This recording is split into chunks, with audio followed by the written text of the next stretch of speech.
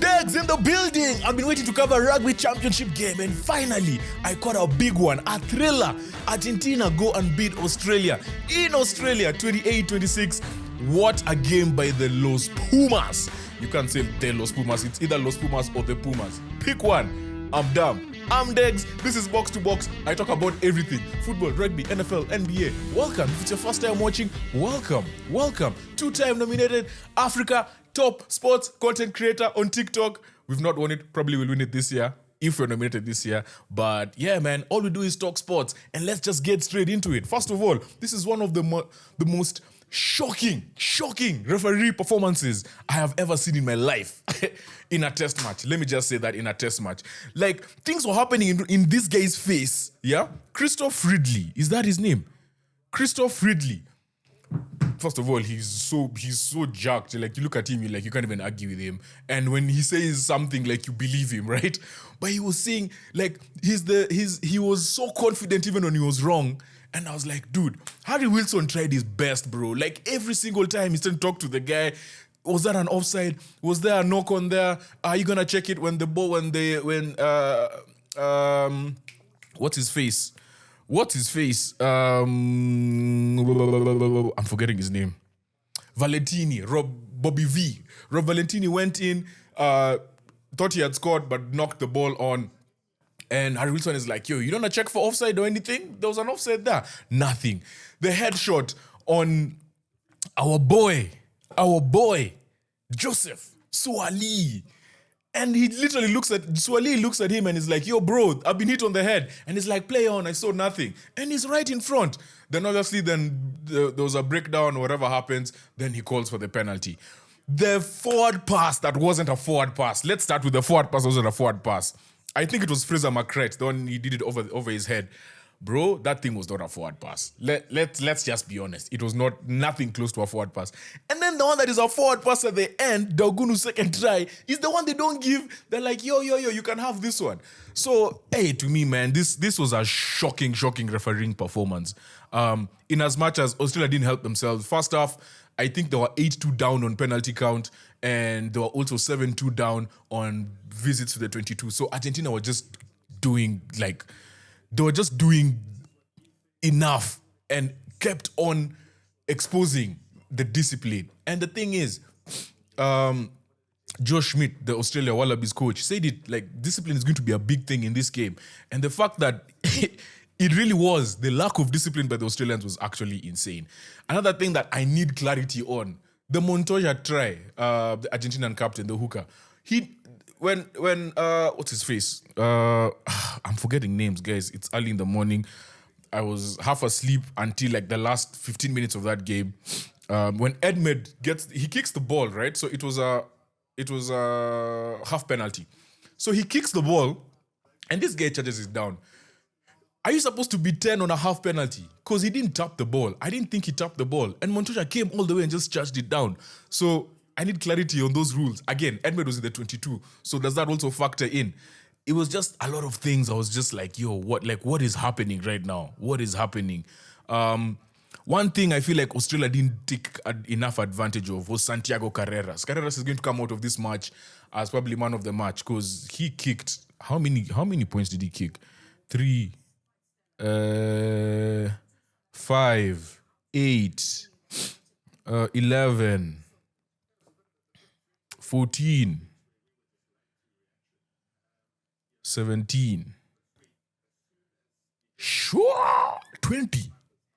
Yo, this guy had 23 points. Oh yeah, they only scored one try. My God, this guy had 23 points. Okay, I was going to talk some shit on Carreras, but okay, I'll say it anyway. Obviously, there was the sin bin.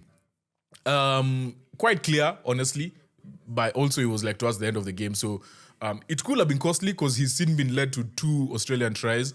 Had James O'Connor converted the second one, it would be a totally different story. So he kind of got away with that. But his kicking was really good. The one thing that he keeps, bro, this guy misses tackles. this guy is always like, the one thing that I wanted Australia to do more of is to get into that 9-10 channel, especially off of your scrum, right? Because the 9 is always coming to help and cover for him. And they're not the biggest guys. Gonzalo Garcia and Carreras, and even when Moyano came in, Moyano is a bit better, a bit more mobile, but Garcia and Carreras going to that 9-10 channel with Hunter Paisami was such a... And even Swali, like, I don't know why they didn't do more of it. But honestly, Australia in the first half, they just were not in this game. Even the first, 10 minutes of the second half. Because I feel like if they really came out of that second half firing, they'd have gotten these guys. I had to give a big credit to Joe Schmidt because, when we saw James O'Connor coming in, first of all, this guy has just revived his entire career. I remember watching him. So I went to uni in Australia, and I remember watching him live. The year the Reds won the Super Rugby title, 2011, and he was playing for the Western Force. And he was such a young kid and he was just young and, and then there was that hope that it was going to be the next big thing. And obviously things happened. But the fact that he's gotten his career back on track and he's coming in and making an impact, he's clearly the best 10 in this team, in this Wallabies lineup. But I also need to give Joe Schmidt credit because you cannot... The one issue that I feel like Wallabies have had for years is that you have a group of 10 players that you fully depend on. And when they go down, that's it. You're done, So this was a good game to give Edmed, to be honest. Obviously, we'd all have loved James O'Connor. If you really, really want the win and it's do or die, yes, we'll go with James O'Connor over Edmed. But we need Edmed to get those reps. Edmed he was trying things. He was not great.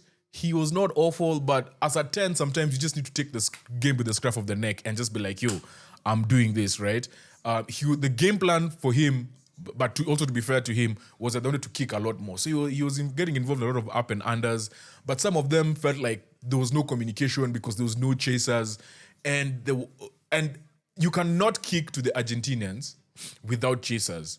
When there's chasers, they're still so good. You can't kick to them and not pressure them. So that back three of Mateo Carreras, Rodrigo Iskro, and Juan Cruz Malia. In fact, there was one Malia took. I don't think they lost a high ball. That's the thing. And they won so many against that they were not expected to win. And if they don't win it, the Wallabies are not winning it. So that back three, those are people who've played sevens. Iskro is a former World Sevens Player of the Year. These are people who have lived under the high ball. So if your chasers are not coming correct, and if the kick is not being timed properly, yeah. So these are some of the things that I would love to see Edmed work on. I love the fact that he was given this opportunity in such a big game with a team that's coming. The Wallabies are coming back. The Rugby Championship is so much better having the Wallabies on form. But Argentina on a different level as well, bro. I don't understand how this team, in the space of a few years, have gone from being just a random...